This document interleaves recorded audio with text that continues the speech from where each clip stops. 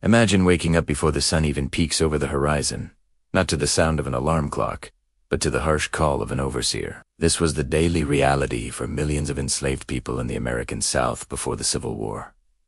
Their lives were a story of immense hardships, but also of incredible resilience and the unbreakable human spirit. Let's take a moment to understand their world, not just as a chapter in a history book, but as the lived experience of real people. The vast majority of enslaved individuals worked in agriculture, primarily on plantations growing crops like cotton, tobacco, and sugar cane. The work was grueling, from sunrise to sunset, under the blazing southern sun. Men, women, and even young children were forced into this labor. A typical day involved planting, hoeing, or harvesting, often with very few breaks. The pace was relentless, driven by the overseer's whip and the constant pressure to meet quotas. Failure to do so meant brutal punishment. This wasn't just a job. It was a system of forced labor designed to extract maximum profit, with no regard for the human costs. Beyond the fields, life was controlled in every aspect. Enslaved people lived in basic, often overcrowded cabins with dirt floors, offering little protection from the elements. Their diet was meager, usually consisting of cornmeal and salted pork, just enough to keep them working. They were denied the right to education. It was illegal to teach an enslaved person to read or write. Why?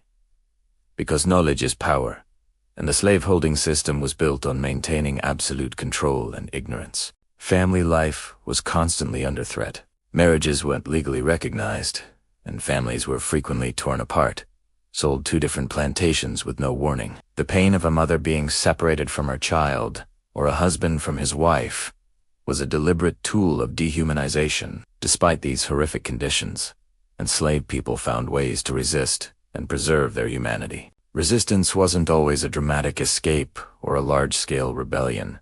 Though those did happen, more often it was subtle, day-to-day acts of defiance. It was working slowly, breaking tools, pretending to be sick, or secretly learning to read and write. These small acts were a way of reclaiming a piece of their own lives and dignity. Culture and community were lifelines. In the precious few hours they had to themselves, they created a rich cultural world. They told stories, passed down traditions from Africa, and sang spirituals. These songs were more than just music. They were a form of expression, a way to share sorrow, hope, and even coded messages about escape. Religion, often a blend of Christian and African beliefs, provided immense spiritual comfort and a vision of a future where they would be free, whether in this life or the next. Through faith, song, and storytelling, they built a powerful sense of community and shared identity that the system of slavery could never completely crush. Learning about this history is difficult, but it's essential. It reminds us of the profound injustices of the past and the incredible strength of those who endured them. Their struggle for freedom is a core part of the American story, a story of resilience that continues to inspire the fight for equality and justice. Today, thank you for watching and taking the time to remember. If you found this video meaningful, please like and subscribe for more stories from history.